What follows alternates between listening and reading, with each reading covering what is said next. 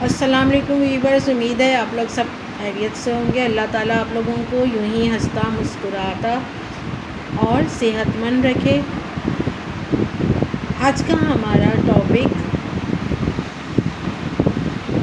اس دنیا کو کس نے بنایا اور اس دنیا میں کیسے رہنا ہے، اس بات پر ہے۔ امید کرتی ہوں آپ لوگوں کو یہ ٹاپک پسند آئے گا۔ اگر پسند آئے تو پلیز لائک، شیئر اور سبسکرائب ضرور کر دیجیے گا اور بیل آئیکن بھی پریس کر دیجیے گا۔ تو چلیں ہم اپنی ویڈیو شروع کرتے ہیں۔ بسم اللہ الرحمن الرحیم۔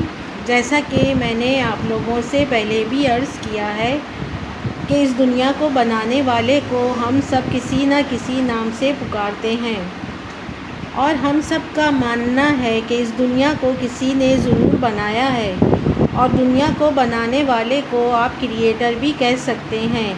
مثال کے طور پر ہم مسلمان اللہ کو مانتے ہیں، اور آپ صلی اللہ علیہ وآلہ وسلم کو محسن انسانیت یعنی تمام انسانوں کے محسن اور ان کے لیے رحمت العالمین، کیونکہ گزرے ہوئے وقتوں میں ہر مذہب کے ماننے والوں نے آپ صلی اللہ علیہ وآلہ وسلم کو امین کا لقب دیا، اور آپ صلی اللہ علیہ وآلہ وسلم نے ثابت بھی کیا ہر مذہب کے ماننے والوں کے ساتھ اچھا سلوک کر کے۔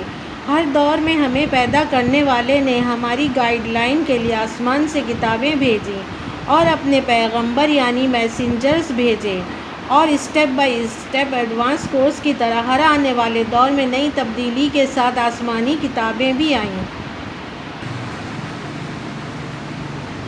آپ لوگ اس کو سمجھنے کے لیے اس طرح سمجھ سکتے ہیں، جیسے کوئی کار، موبائل، فریج یا کوئی بھی مشین بنائی جاتی ہے تو اس کے ساتھ ایک بروشر بھی ملتا ہے، یعنی کہ اس مشین کو چلانے یا استعمال کرنے کی ایک بک۔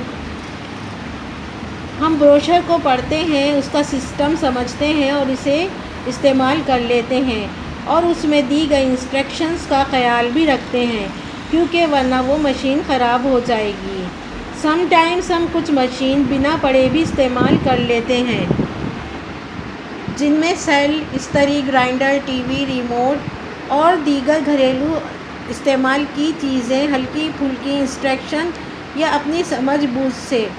اب اگر آپ اسی پوائنٹ کو پکڑ لیتے ہیں تو سیم انسان کے ساتھ بھی یہی کنڈیشن ہے۔ وہ آسمانی کتابیں پڑھے بنا بیسک چیزیں سمجھ لیتا ہے، مگر بہت ساری چیزوں کو سمجھنے کے لیے آپ کو وہ بک پڑھنا، انسٹرکشن لینا ضروری ہوتا ہے۔ ان بکس میں حکمت، صحت، رحمت، ٹیکنالوجی، سائنس، لاء، حقوق انسانی، وراثت سے متعلق باتیں اور دیگر مسائل ہیں۔ دنیا میں بہت سے پیغمبر اور 4 آسمانی کتابیں آئیں، جن میں آخری کتاب قرآن مجید ہے، جو مکمل ضابطۂ حیات، جسے آپ لیٹسٹ ورژن بھی سمجھ سکتے ہیں، جو مکمل ضابطۂ حیات ہے اور مکمل کتاب ہے۔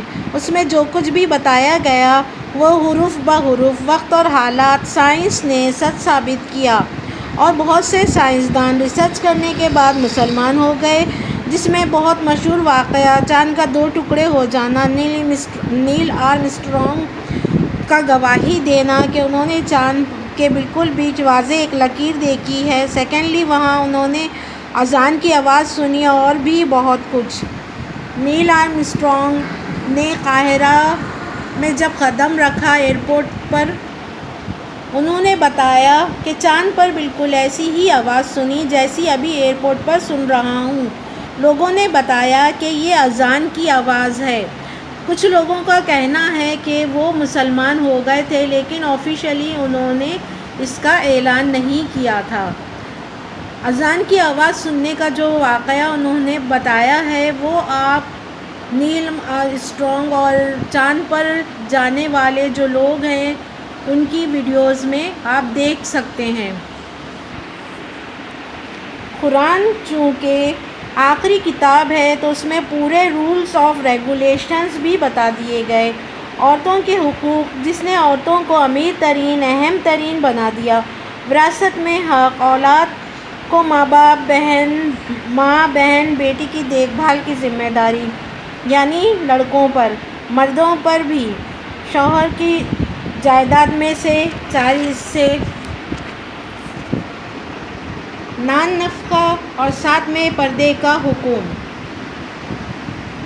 اب عورتوں پر پردے کا حکم کیوں آیا؟ یہ اہم سوال، کیونکہ زمانہ جاہلیت میں عورتوں کے ساتھ جو سلوک ہوتا تھا وہ کسی سے ڈھکا چھپا نہیں ہے۔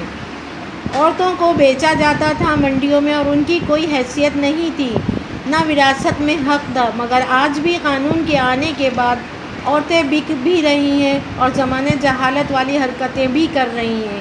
کچھ خوشی سے، کچھ ناخوش ہو کر عورتیں خود اپنے پر ظلم کر رہی ہیں۔ زمانہ جاہلیت میں جو کچھ ہوتا تھا اس کو دیکھ کر یہ سب احکامات آئے تھے تاکہ عورت محفوظ رہ سکے۔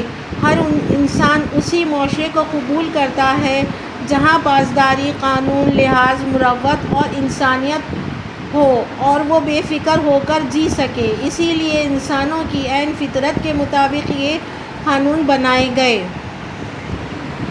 مرد کا عورت کی طرف مائل ہونا فطری عمل ہے، کیونکہ جب اللہ تعالیٰ نے حضرت آدم علیہ السلام کو پیدا کیا تو ان کی دلجوئی کے لیے حضرت حوا علیہ السلام کو پیدا کیا، لیکن ساتھ ہی قانون اور رہنے کا طریقہ، سلیقہ بھی بتا دیا گیا۔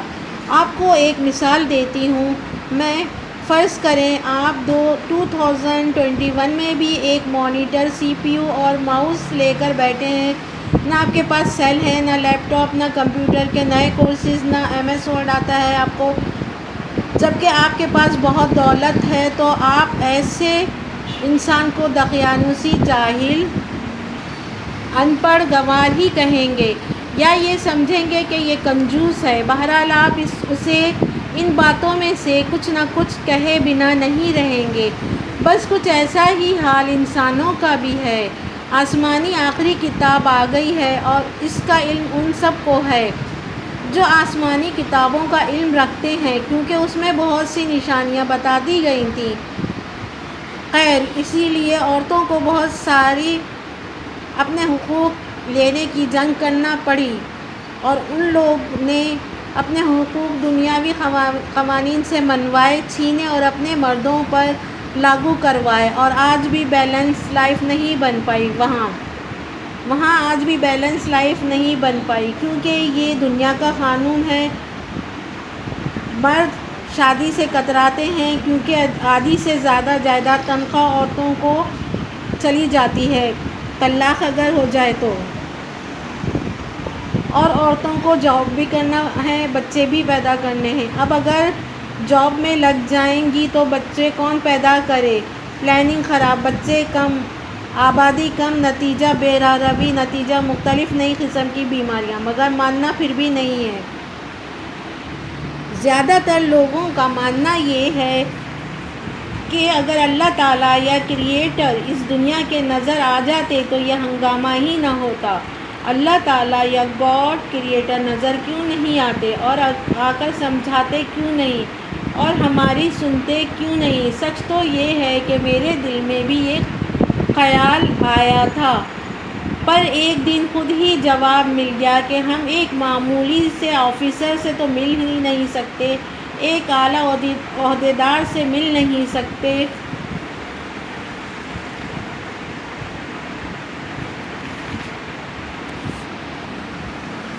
اور بات کر رہے ہیں دنیا بنانے والے سے ملنے کی۔ ہم نے ایسا کون سا اچھا کام کیا کہ ہم اس کے دربار میں جائیں اور اللہ تعالیٰ سے ملاقات کریں؟ ہم اس قابل ہی نہیں ہیں۔ ایک معمولی آفیسر سے تو یہاں ملنا بہت ہی مشکل ہوتا ہے۔